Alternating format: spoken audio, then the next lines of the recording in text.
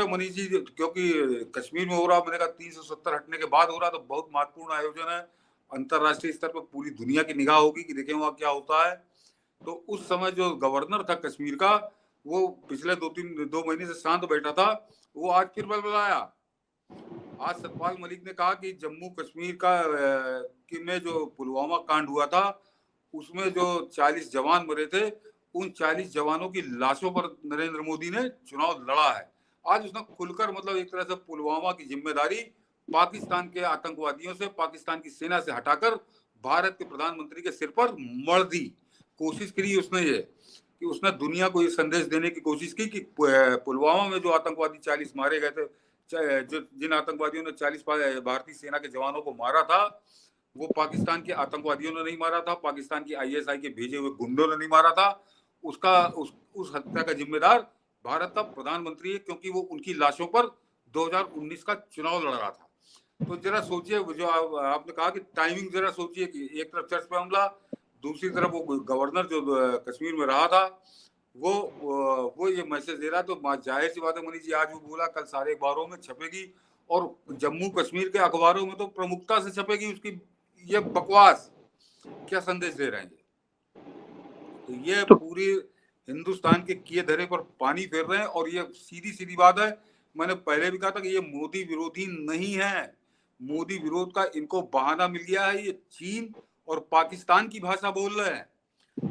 पुलवामा हमले में पाकिस्तान के आतंकवादियों को क्लीन चिट देके उन 40 सैनिकों की मौत का, उनकी हत्या का जिम्मेदार भारत की सरकार और भारत के प्रधानमंत्री को बता के ये सतपाल मलिक क्या काम कर रहा है? ये चीन के दलाल, पाकिस्तान के दलाल एजेंट की तरह काम कर रहा है। ये स्लीपर सेल की तरह काम कर रहा है कि आज जो जिस G20 की बैठक से पाकिस्तान एकदम तिलमिलाया हुआ है, चीन की हालत बहुत बुरी हो रही है, चीन बहुत खौरिया बैठा हुआ है, उससे उसके रोके नहीं रुक रहा। उसने बड़े प्रयास किए कि ना हो बैठक। उनके एजेंडे को ये यहाँ पर रह के आगे बढ़ा रहा है। एक तरह से आस्तीन के सांप की भूमिका निभा रहा है ये आदमी, और उसको हिंदुस्तान की मीडिया तवज्जो दे रही है। आज यहाँ का, आज मैं देख रहा था वेबसाइट में, ज्यादातर अखबारों में और खासकर इंडिया टुडे जैसे इन सबकी वेबसाइट पे उसका बयान पूरा बड़े डिटेल में, उसका वीडियो बड़े डिटेल में छपा हुआ है। क्यों? तो ये पूरा वो एक टूल किट है जो एंटी इंडिया, उसको एक बहाना मिल गया नरेंद्र मोदी का। तो वो इस तरह से भारत विरोधी एजेंडे पे ये लग गए हैं, चीन और पाकिस्तान को। अब यहाँ पर एक तरह से लॉजिस्टिक सपोर्ट ये उपलब्ध करा रहे हैं उनके एजेंडे को।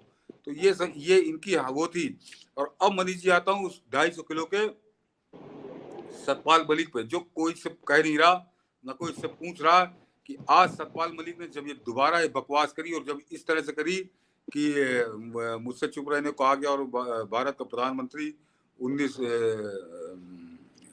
पुलवामा के शहीदों की लाशों पर चुनाव लड़ने के लिए ये कांड हुआ, तो मनीष जी ये सतपाल मलिक अपनी गद्दारी, अपने देश विरोधी, अपनी अवसरवादी, अपनी स्वार्थी, अपनी लालची प्रवृत्ति को नंगा कर रहा है। ये गवाही दे रहा है कि कितना देशद्रोही आदमी है।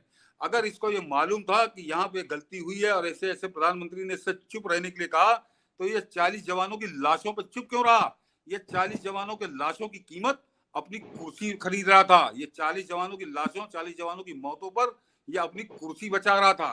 क्यों चुप रहा था ये? इसको किसने मना किया था? तो नहीं, मना किसी ने नहीं किया। अगर ये कह रहा है कि प्रधानमंत्री ने मुझसे कहा कि चुप रहो, तो ये चुप हो गया। ये क्या, वो निप्पल वाली बोतल से दूध पीता था तो इसके दांत नहीं निकले कि बच्चा है ये? इतनी बड़ी घटना जिसपे ये अब छाती पीट रहा है, अब ये विधवा विलाप कर रहा है, तो इसका तो खून खोल जाना चाहिए था। अगर बड़ा देशभक्त है, ये देशभक्त नहीं है, ये नाटक कर रहा है, नौटंकी कर रहा है। और अगर ये जो पुरानी बातें कर रहा है, अगर वही बातें इसके अनुसार सच है, तो ये खुद बता रहा कि कितना गद्दार आदमी है ये। देश के 40 जवानों की मौत पे, 40 जवानों की हत्या पर इसको जानकारी होते हुए, प्रधानमंत्री के बारे में जानकारी होते हुए ये अपना मुंह बंद किए हुए था। क्यों? इसको कुर्सी सता रही थी कि जम्मू कश्मीर मेरी कुर्सी ना चली जाए, यही तो। और क्या, उसको नरेंद्र मोदी का फांसी चढ़ा देते? अगर ये विरोध कर देता, उसी समय सच बता देता, जो सच ये अब बताने की ढोंग कर रहा है, तो क्या इसको फांसी थोड़ी चढ़ा दिया जाता है? फांसी पे तो इसको अब भी नहीं चढ़ा रहे नरेंद्र मोदी, जब ये राज्यपाल नहीं है। तो ये अपने आप को बेनकाब कर रहा है, अपने आप को नग्न कर रहा है। लेकिन ये इससे खैराती कोई नहीं कह रहे। ये जब इतनी बड़ी बड़ी बातें तुम बता रहे हो, तो तब तुमको क्या होगा? तब तुमको सांप क्यों सूंघा हुआ था? तो ये न ये तब सच बोल रहा था, ना अब सच बोल रहा है। ये केवल पाकिस्तान की भाषा बोल रहा है, चीन की भाषा बोल रहा है, और आज ये जो कुछ बोला है उसका सीधा सीधा संबंध मनीष जी G20 की बैठक से है, क्योंकि वो भारत की बहुत बड़ी सफलता है कूटनीतिक मोर्चे पर, विदेश नीति के मोर्चे पर, और कश्मीर के मोर्चे पर। कश्मीर के मोर्चे पर ये समझिए कि पाकिस्तान और चीन के मुंह पर जोरदार थप्पड़ की तरह है कि दुनिया के 20 जो शक्तिशाली देश हैं उनके प्रतिनिधि, उनकी मीडिया को 3 दिन कश्मीर में रहकर भारत सरकार सच से सामना उनका करा रही है। तो जो पाकिस्तान ढोल पीटा करता है कि कश्मीर में बड़ा अत्याचार हो रहा है, उसकी कलई खुल जाएगी। वो काम ना होने पाए, भारत का मुंह काला हो जाए, उसके लिए ये अपने हाथ में कालिक लेके सतपाल मलिक घूम रहा है, और केजरीवाल ने कल पंजाब में वो हरकत करवाई है। सर क्या ये लग रहा है कि ये पूरी तरह से प्लांटेड एजेंडा है, और सतपाल मलिक को ये लगने लगा है कि सीबीआई अब उसे आजकल में अरेस्ट कर लेगी, क्योंकि उसने जो एक झूठ गढ़ा था कि आरएसएस के एक नेता ने मुझे ऑफर किया, आप 300 करोड़ रुपए का ऑफर था, तो ये सब फरेब अब उसे जवाब देना पड़ेगा। ये जो परंपरा इस देश में केजरी स्टाइल ऑफ पॉलिटिक्स हो गया, किसी के ऊपर कुछ भी आरोप लगा दो और भाग जाओ, तो ये इसी आधार पे जो सतपाल मलिक ने ये षड्यंत्र किया है।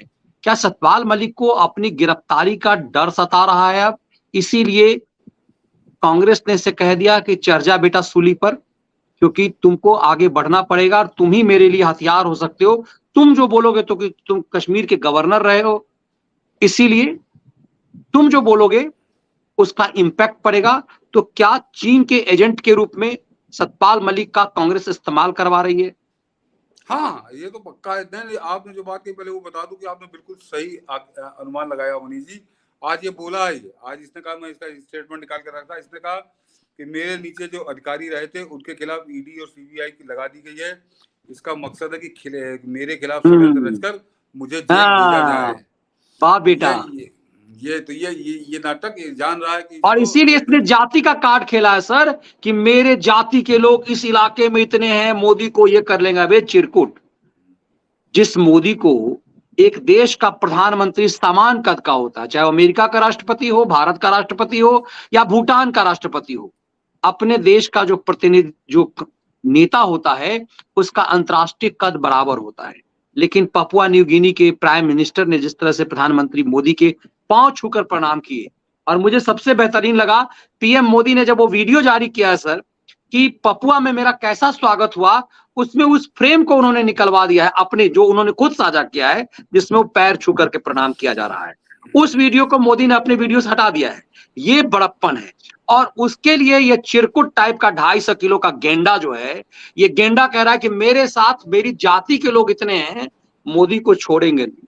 मतलब इस चिरकुट को ये भ्रम भी है कि इसकी जाति के जो वीर लोग हैं, जिस जाति की बात कर रहा है, ऐसे चिरकुट टाइप के लोगों को ऐसे गेंडे के साथ खड़े हो जाएंगे जो किसी लायक नहीं है। नहीं मनीष जी, अभी तो जो पूरी तरह से फ्री था ना, ये तो बहुत पहले बेरोजगार हो गया है। अभी निकाय चुनाव हुए इसी उत्तर प्रदेश में, और गांव लेवल तक वो ग्राम समझिए, और ये कहीं इसकी सूरत नहीं दिखाई दी। ये जिस जाट बेल्ट की बात करता है, जिस ये बागपत जिले का है, वहां एक गायब रहा गधे के सिर से सिंह की तरह, क्योंकि कोई इसको सुनना नहीं चाहता, कोई इसकी शक्ल नहीं देखना चाहता। ये अपने आप को जाट बना के बेच रहा है। जो देखिए, राजनीति कोई किसका क्या निर्णय होता वो अलग बात है, लेकिन मनीष जी मूलतः ये इतिहास गवाह कि मूलतः जाट जो है वो राष्ट्रभक्त कौम है, वो धर्म भक्त कौम है, वो हिंदू परस्त कौम है, हिंदूवाद की समझिए सबसे एक प्रमुख इकाई है। वो जाट इसकी शक्ल नहीं देखना चाहते। इसके एजेंडे का मुंह काला किया था उन्होंने 2022 के विधानसभा चुनाव में, और अभी ताजा, उस समय तो कह सकता है कि मैं चलो गवर्नर के पद पे था, अब तो ये बिल्कुल छुट्टा साढ़ था। आता कहीं एक मेयर जिता लेता, या कहीं आके डंके चोट पे कहता कि देखिए मैं यहाँ पर पश्चिमी उत्तर प्रदेश में जाट बाहुल्य है, वहां पर जिनके पैर धो धो के पी रहा। कांग्रेस का तो सफाया हो गया पूरे उत्तर प्रदेश में, कहीं पश्चिमी छोड़िए कहीं नहीं रही। समाजवादी पार्टी बुरी तरह से खेत रही है वहां पर।